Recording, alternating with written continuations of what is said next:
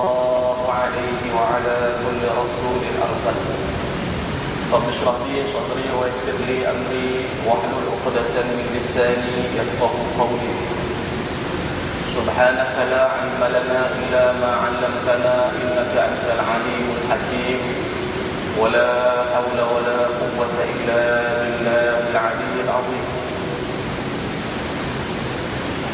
Hormati Tuan Imam, Tuan Bilal ahli ketua masjid, Sayyidina Uthman radhiyallahu ta'ala anhu.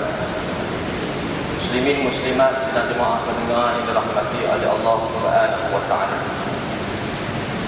Pertamanya marilah sama-sama kita merafakkan kesyukuran kepada Allah di atas nikmat yang Allah Taala berikan kepada kita. Nikmat yang paling besar Allah Taala berikan kepada kita adalah Islam dan iman. Dan kedua-dua nikmat ini adalah syarat untuk seseorang itu masuk ke dalam syurga. Dan syarat nak diterima sembahyang dia, puasa dia, haji dia, zakat dia, nikah kahwin dia, bersedekah dia, dan semua amal ibadah dia kepada Allah bertunjangkan kepada iman dan Islam dia kepada Allah Subhanahu wa taala. Maka apabila Allah Ta'ala memberikan nikmat ini melalui fitrah, mungkin sebab fitrah, sebab mungkin ikut nenek moyang kita, mak ayah kita Islam, kita Islam, Alhamdulillah. Ataupun mungkin 2-3 bulan, 2-3 tahun yang lepas dapat masuk Islam pun Alhamdulillah. Pokok pangkalnya apabila Allah Ta'ala telah memilih kita dengan diberikan hidayah Islam dan iman, kita kena jaga. Kerana Islam dan iman itu dia boleh terbatas. Sebagaimana kita nampak solat, perkara yang sah solat kena wudu. Dan perkara yang membatalkan solat kita belajar betul supaya tak terbatas solat. Itu contohnya kita belajar perkara di antaranya tersentuh kulit lelaki dan perempuan yang bukan mahram, maka terbatallah ajar wudu, terbatallah akan wudu tersebut, keluar angin dan sebagainya. Kita belajar berambil ini maknanya bersungguh-sungguh, berhati-hati supaya sembahyang kita itu tak terbatal. Akidah adalah perkara yang paling penting. Jikalau terbatal akan tauhid, terbatal sembahyang dia, puasa dia, haji dia, semua sekali. Dan Alhamdulillah kita duduk dalam majlis ilmu Allah, dan ini saya rasa kali kedua lah mengajikan Ustaz Hashim ya. Jadi sedang jemaah dimuliakan oleh Allah Subhanahu wa taala sekalian. Rasulullah sallallahu alaihi wasallam bersabda, "Fa idza marartum bi riyadil jannah wa ma riyadul jannah ya Rasulullah ala khatifik." Apabila kamu melalui satu taman daripada taman syurga Allah, farka'u, Rasulullah kata, maka hendaklah kamu duduk. Maka sahabat bertanya kepada Rasulullah, apakah di taman syurga? Maka Rasulullah mengatakan halaqatul dzikr, iaitu duduk dalam majlis ilmu Allah Subhanahu wa taala. Maka alhamdulillah sebelum ini saya dah pun ceritakan kelebihan majlis ilmu secara ringkas, dan juga secara ringkasnya tentang kepentingan ilmu akidah. Dan insya-Allah kita akan mendetailkan lagi perkara yang berkaitan dengan akidah ahli sunnah wal jamaah alal manhaj, di atas metod Asy'ariyah dan juga Al-Maturidiyah. Sedang jemaah dimuliakan oleh Allah Ta'ala sekalian. Semua amal ibadah yang kita lakukan, maka kita kena melihat ada tak dalil ataupun hujah yang mengharuskan, yang mengesahkan sesuatu ibadat tersebut.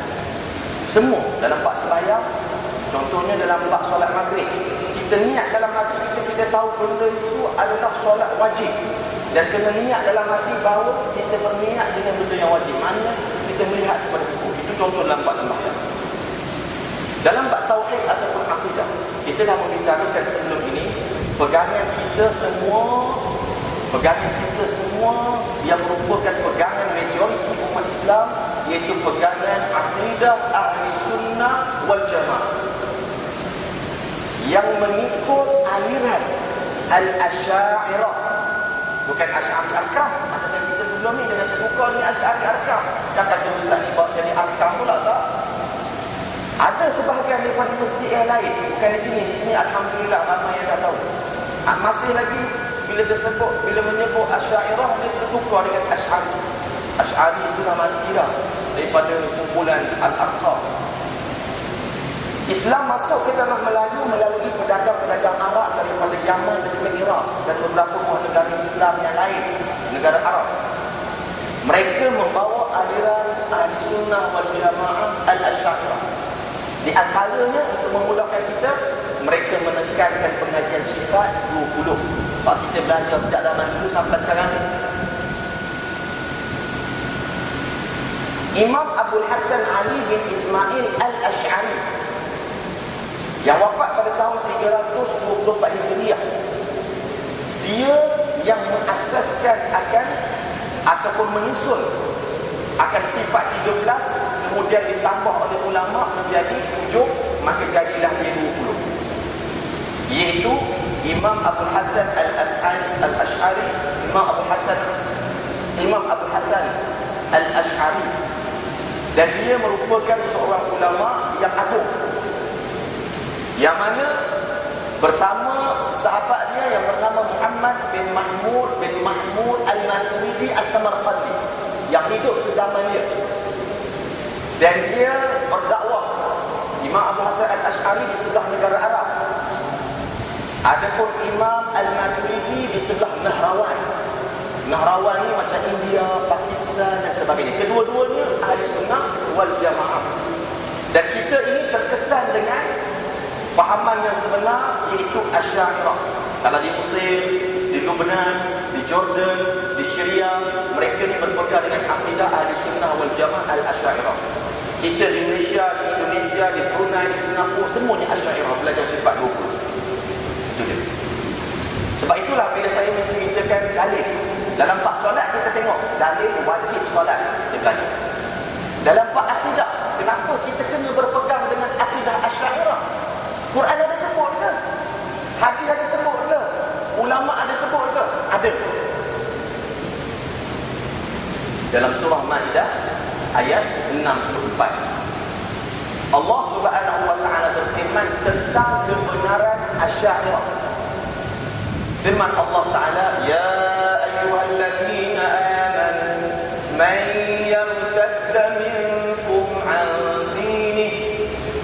Hei sekalian orang beriman, barang siapa yang murtad di kalangan kamu, maknanya orang Islam boleh terbangkan iman. Sebab itulah Allah Ta'ala nak bagi tahu, jangan jatuh murtad. Wahai orang-orang yang beriman, kalau ada orang yang murtad daripada agama Allah, ingat ya, sebagaimana sedang jemaah semua sudah mengetahui, seseorang itu boleh terbangkan iman dengan sebab 3 perkara. Siapa yang sebut?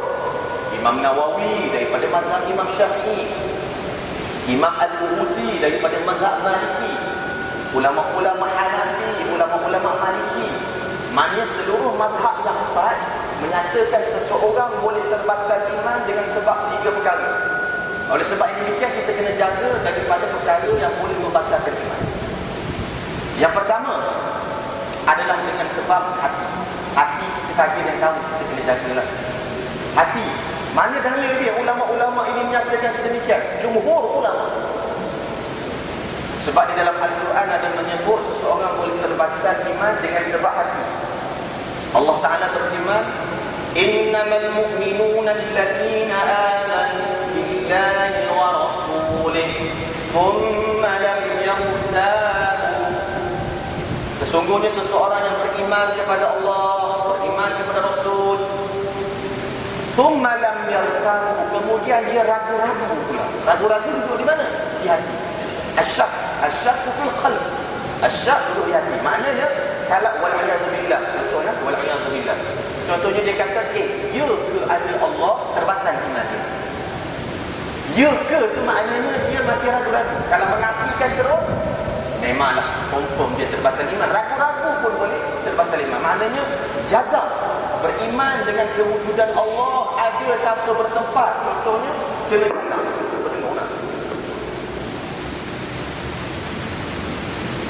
Beriman dengan Allah Subhanahu wa ta'ala itu kena jazam dan letak dalam hati bahawa ada Allah, mendengar Allah, melihat Allah. Tak boleh ragu-ragu. Dalil daripada Quran. Kemudian yang kedua adalah dengan sebab perbuatan. juga daripada Al-Quran. La tasjudu lisyamsi wala lilqamar. Jangan kamu sujud kepada matahari dan juga bulan. Maka itu terbatal akan iman. Begitu juga contohnya ulama mengatakan memijak Al-Quran. Macam dulunya sampai sekarang pun ada kumpulan Melayu kita ni, sedih. Kumpulan black metal. Mereka memijak Al-Quran, wal'iyadzubillah, sampai kepada tahap berzina di atas Al-Quran. Mereka bukan setakat dosa besar yang macam-macam zina tu, tak. Dosa besar macam mencuri, merampok, bunuh orang, tak. Mereka itu dosa besar yang terbatal imannya.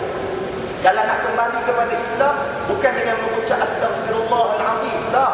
Kena mengucap La ilaha illallah Muhammadur Rasulullah. Di samping itu kena berazam tidak kembali kepada perbuatan kekufuran tersebut. Dan juga wajib dia meletakkan dalam hati tidak redha dengan apa yang dilakukan sebelum itu. Ini perkara yang perlu kita jaga sebagai manusia. Dengan sebab perbuatan. Siapa yang mengatakan kufur dengan perbuatan ada, Quran. Yang ketiga adalah dengan sebab bidah. Seorang sahabat Rasulullah sallallahu alaihi wasallam menyatakan, "Aktsarul khataaya bani Adam bil lisan." Kebanyakan kesalahan daripada Bani Adam adalah dengan sebab lidah. Benar pepatah Melayu ada mengatakan, kerana mulut badan binasa, kerana mulut santan binasa, kerana minda sedikit rosak susu sebenar, kerana mulut yang tidak dijaga tentang akidah, maka terbatal akan iman. Contohnya menghina Allah, mengatakan Allah itu ada dua, Allah itu duduk di atas arasy, Allah Ta'ala ada memiliki dua tangan, memiliki dua kaki dan sebagainya. Maka itu dengan dinamakan orang itu menyekutukan Allah Subhanahu wa Ta'ala. Ingat kaedah usul ada menyatakan, sebagaimana yang sebelum ini saya ada menyatakan juga, bahawa ada sifat kesempurnaan pada makhluk. Sifat kesempurnaan pada makhluk boleh dilafaz saja, disebut kepada Allah Ta'ala, dan itu menunjukkan kesempurnaan. Dan ada sifat lafaz yang menunjukkan kesempurnaan pada makhluk tapi tak boleh ditujukan kepada Allah. Contohnya, kita mengatakan orang itu mendengar dan melihat, maka sempurnalah orang itu tidak pekak dan tidak buta, sempurna.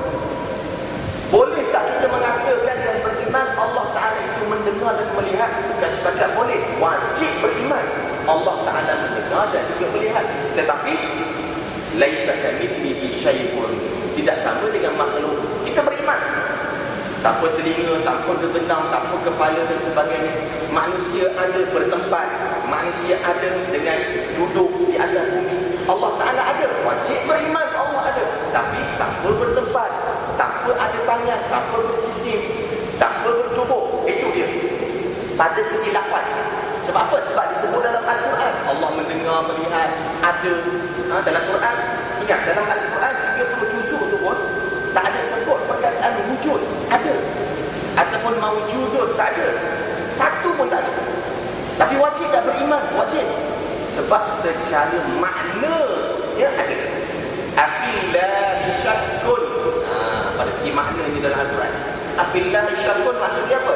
Adakah tentang Allah itu ada keraguan? Maknanya tak boleh ragu-ragu tentang kewujudan Allah. Satu. Yang kedua, kita mengatakan orang itu boleh makan, boleh berjalan, boleh turun naik, boleh berlari, boleh duduk. Maka sempurnalah orang itu tak ada bisul. Boleh duduk, tak ada bisul. Punggung ada. Boleh makan, maknanya dia tak sakit perut, boleh makan. Sempurna tak orang itu? Sempurnalah. Sebab dia boleh duduk. Dan pada Allah Subhanahu wa Ta'ala tak boleh nak mengatakan sedemikian. Kata Allah makan. Sebab dalam ayat kursi ada kan, wasi'atu apa tu? Allahu la ilaha illa huwal hayyul qayyum la ta'khudhuhu sinatun wa la nawm. Allah Ta'ala tidak ambil apa? Tidak tidur, tidak mengantuk dan sebagainya. Tak boleh nak kata Allah Ta'ala itu makan, minum, tidur yang layak padanya, duduk yang layak padanya. Sebab itu adalah sifat makhluk. Golongan musyabbihah al-wahabiyah contohnya, mereka nak mengajak orang Islam ini beriktikad dengan iktikad yang sesat, dengan dia memberikan perumpamaan yang macam ini. Wal'iyadzubillah, dia kata Allah itu duduk tapi tak sama dengan makhluk. Tak boleh. Sebab 30 juzuk Al-Quran, 99 nama Allah yang Al-Asma'ul Husna, satu pun tak ada menyebut Allah jalisun, Allah julusun, Allah duduk. Tak ada. Daripada mana kamu wahai golongan yang ingin menyebutkan Allah, kamu kata Allah Ta'ala itu duduk? Adapun dalam surah Taha ayat 5, contoh dia, Ar-Rahmanu 'alal 'arsy istawa. Allah itu istawa di arasy, iaitu yang layak padanya istawa. Ulama salaf itu 300 tahun sebelum itu, mereka meletakkan makna itu yang layak pada Allah. Istawa kama yaliqu bihi. Istawa disebut perkataan istawa yang layak pada Allah. Ulama-ulama khalaf yang juga ahli sunnah wal jamaah mengatakan apa? Iaitu meletakkan makna yang sesuai bagi Allah. Sebab dalam bahasa Arab, kalimah istawa itu ada perkataan seertinya lebih daripada 10 makna. Sebab itu disebut ayat kesamaran, ataupun dalam bahasa Arab ni disebut apa? Ayat mutasyabihat. Salah satunya nabuja. Memang ada maksud istawa. Nabuja maksud dia rano. Buah kalau dah boleh makan dia panggil nadij, nabuja. Nasi kalau dah masak tu dia panggil nabuja. Juga dengan maksud istawa. Kenapa golongan musyabbihah al-wahabiyah dia tak kata Allah rano di atas Arab? Pasti kita orang awam ni tolak dia awal-awal dah. Ada dengan maksud istaqarra, duduk diam, tak bergerak. Itu sifat batu. Itu sifat batu yang tak bergerak. Ada makna, memang ada maksud jalasa, duduk. Itu sifat manusia dan juga binatang dan tak layak pada Allah. Ada makna qahara, menguasai. Dan inilah ulama-ulama mengatakan layak pada Allah sebab ada dalam Al-Quran sifat Allah dan nama Allah. Contohnya nama-nama Allah Al-Qahhar. Jadi Allah berkuasa di arasy, menguasai akan arasy, bukan duduk atas arasy. Dan juga kita menamakan anak kita Abdul Qahhar, hamba kepada yang berkuasa. Ada orang bagi nama anak dia Abdul Jalis, hamba kepada yang duduk. Tak ada. Menunjukkan Jalis bukan nama Allah. Jalis itu maknanya duduk. Ingat, ini perkara yang wajib diimani. Imam Syafi'i, imamuna, imam kita dalam masalah fiqh, juga berpegang dengan akidah Nabi. Imam Syafi'i menyatakan dalam kitab Najmil Muhtadi fi Rajmil Muhtadi, yang dinukilkan oleh seorang ulama Syafi'i, nama dia Al-Mu'allim Al-Qurashi. Al-Mu'allim Al-Qurashi diambil kata Imam Syafi'i. Imam Syafi'i kata apa dalam bab akidah? Al-Mujassimu kafir man i'taqada anna Allah jalisun 'ala al-'arsy faqad kafara. Orang yang mengatakan Allah itu berbentuk, maka terbatal iman. Barang siapa yang beriktikad anna Allah jalisun, Imam Syafi'i ini, sesungguhnya Allah itu duduk 'alal 'arsy, atas 'arsy, faqad kafar, maka terbatal iman. Kita menadap tangan ke langit kerana ulama mengatakan mahbatur rahmat fis sama, tempat turun rahmat di langit, dan Allah Ta'ala di langit. Dalam surah Al-Mulk Allah Ta'ala berfirman, a'amintum ma fis sama, adakah kamu beriman dengan siapa yang di langit? Seluruh ulama mufassir, terutama Imam Al-Qurtubi, Imam Al-Jalalain, menterjemahkan itu malaikat. Sebab Rasulullah mengatakan maskanul malaikah fis sama, tempat tinggal malaikat adalah di langit, dan tempat turun rahmat adalah di langit. Takkan nak kata Allah Ta'ala duduk di atas langit. Maknanya kita berpegang dengan Quran, berpegang dengan hadis, berpegang dengan logik akal, dan kita tidak mengambil logik akal semata-mata. Melihat kepada Al-Quran, dia kata laisa kamitslihi syai'un, Allah Ta'ala tidak menyerupai sesuatu pun. Dalam Al-Quran disebut lagi, wa yahmilu 'arsya rabbika fawqahum yawma idzin thamaniyah. Dan arsy nanti pada hari kiamat akan dipikul oleh 8 malaikat. Maknanya arsy itu lemah, berhajat kepada makhluk yang menanggungnya. Kalau kata Allah Ta'ala itu duduk di atas arsy, maknanya Allah Ta'ala berhajat kepada malaikat. Padahal kita belajar bahawa Allah Ta'ala itu ghaniyun 'anil 'alamin, terkaya diri pada sekalian alam, tidak berhajat kepada alam itu sendiri. Quran sebut yang sekarang ini malaikat ada 4 malaikat memikulnya. Di hari kiamat 8 malaikat yang memikul arsy. Siapa kata arsy dipikul oleh malaikat? Quran kata. Ingat sedang jemaah sekalian, ancaman akidah merupakan ancaman yang paling bahaya di zaman sekarang. Sebab itulah Rasulullah SAW dalam hadis riwayat Bukhari berdoa, Allahumma barik lana fi syamina wa yamanina. Hadis riwayat Bukhari, ya Allah, berkatilah bumi Syam. Bumi Syam Suria, Lebanon, Jordan, Turki, Mesir, ini Syam. Berkatilah, doa Rasulullah mustajab. Wa yamanina, dan Yaman kami di Hadramaut. Kemudian ada seorang sahabat bertanya, wa kaifa Najd ya Rasulullah?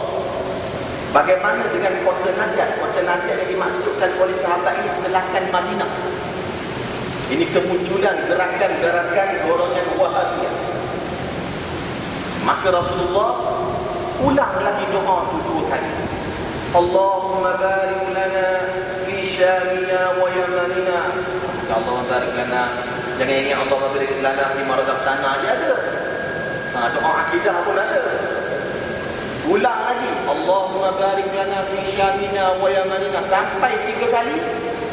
Baru Rasulullah mengatakan, hunaka sayakhruju qarnun min qarni syayatin. Nanti akan terbit, iaitu goncangan yang amat kuat. Maksud goncangan di sini apa itu? Fitnah yang amat kuat daripada kota Najd di selatan Madinah. Sejarah membuktikan, iaitu ada 2 tanduk syaitan. Mana tanduk syaitan yang membawa bencana? Iaitu yang pertamanya mereka yang mengaku sebagai Nabi. Iaitu siapa? Musailamatul Kadzdzab. Tak terjadi daripada dia, asal daripada mana? Kota Najd. Benar. Sabda Rasulullah ni betul ya? Dengan nafi. Dan yang keduanya iaitu Muhammad bin Abdul Wahhab. Bukan Wahid cerita tu. 3 Wahab tu. Ini Muhammad Abdul Wahhab daripada selatan Madinah. Dia yang membawa ajaran Wahab. Dengan apa? Dengan dia mengkafirkan umat Islam. Kemudian dia membid'ahkan amalan, baca Yasin. Yang ada sekarang ni Yasin malam Jumaat, tahlil, talqin, sambut Maulidur Rasul. Di antara perkara yang paling bahayanya, mereka menjisimkan Allah, mengatakan Allah Ta'ala duduk di atas arsy dan sebagainya. Ingat, orang Yahudi dalam kitab mereka, nama kitab orang Yahudi Safar Buluk. Orang Yahudi, kitab dia mengatakan apa? Tuhan kami duduk di atas langit. Wahabi mengatakan Tuhan kami duduk di atas langit. Wa'iyadzubillah.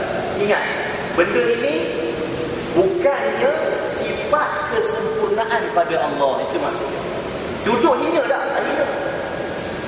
Tapi boleh terbakar iman. Siapa kata? Imam Syafi'i. Dan ramai lagi ulama-ulama yang lain. Jadi kita kena jaga tauhid kita, akidah kita. Kembali kepada surah Maidah ayat 64. Ya ayyuhalladzina amanu man yartadda minkum an dinihi.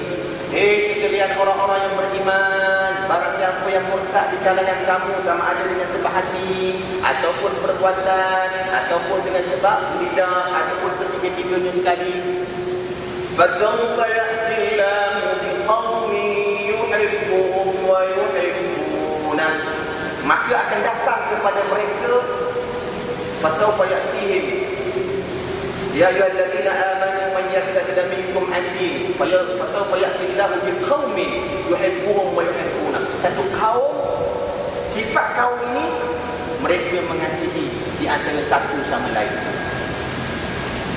Sifatnya orang kumpulan ni kita lah, tak bergaduh. Saya dah habis jauh ni Imam. Fasawfa ya'tillahu biqaumin, sifat kaum ini akan datang mengajak kepada kebenaran, mencerita tentang kekufuran, bahaya kufur ini. Berkasih sayang, tak bergaduh. Kat Malaysia kita ni, yang paling banyak orang bergaduh ni sesama Melayu, sesama Islam. Sampai nak bakar sana, nak bunuh sana, orang Islam sama orang kafir tak ada perlawanan. Bukan nak semua bergaduh dengan orang kafir, tak. Bergaduh, padahal kita semua ahli sunnah wal jamaah. Rasulullah dah letih dah menyatu padukan kaum Aus dan Khazraj di Madinatul Munawwarah.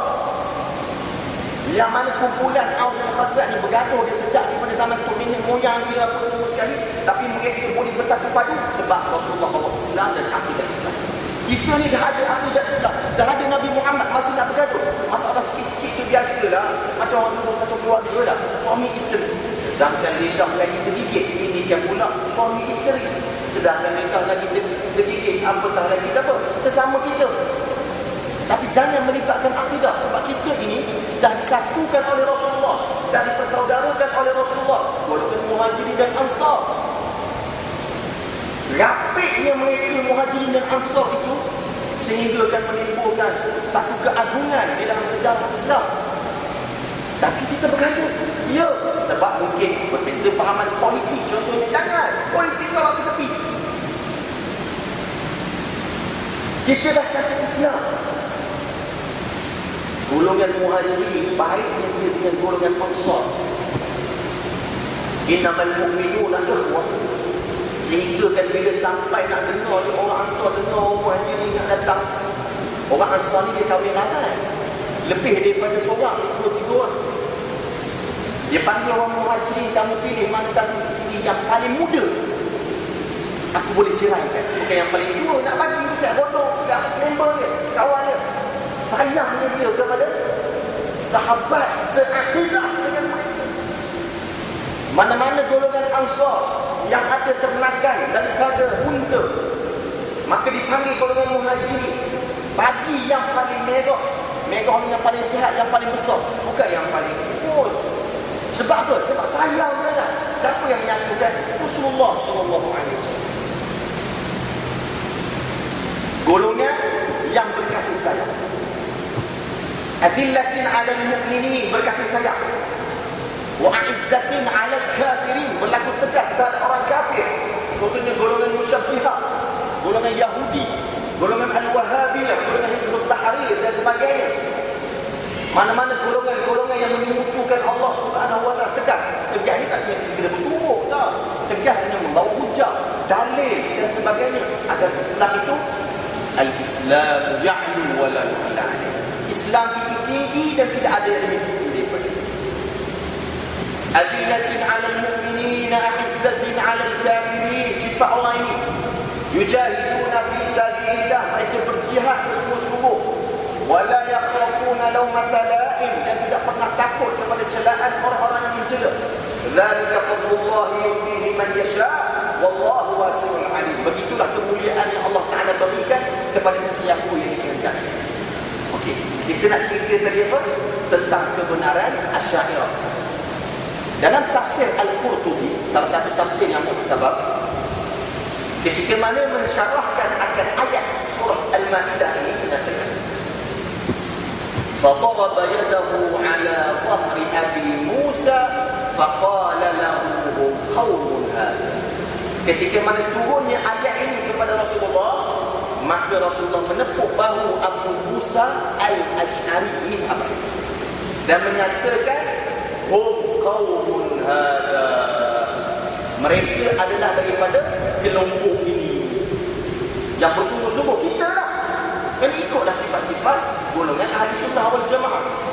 Maknanya dalil daripada Al-Quran menyatakan golongan Asy'ari, dan cicit dia tadi Abu Musa Al-Ash'ari lah, cicit dia itulah Abu Hasan Ali bin Ismail Al-Ash'ari, yang menyusun, bukan bawa akidah baru, akidah tak pernah berubah, menyusun dan memperkemaskan lagi akidah ahli sunnah wal jamaah supaya kita mudah memahami. Kemudian pula dalam hadis riwayat Bukhari tentang kebenaran Asy'ariyah ini. Kebenaran Asy'ariyah ini, bagaimana golongan Asy'ariyun, golongan-golongan Asy'ariyah ini datang, golongan-golongan Abu Musa Al-Ash'ari dah datang kepada Rasulullah sallallahu alaihi wasallam.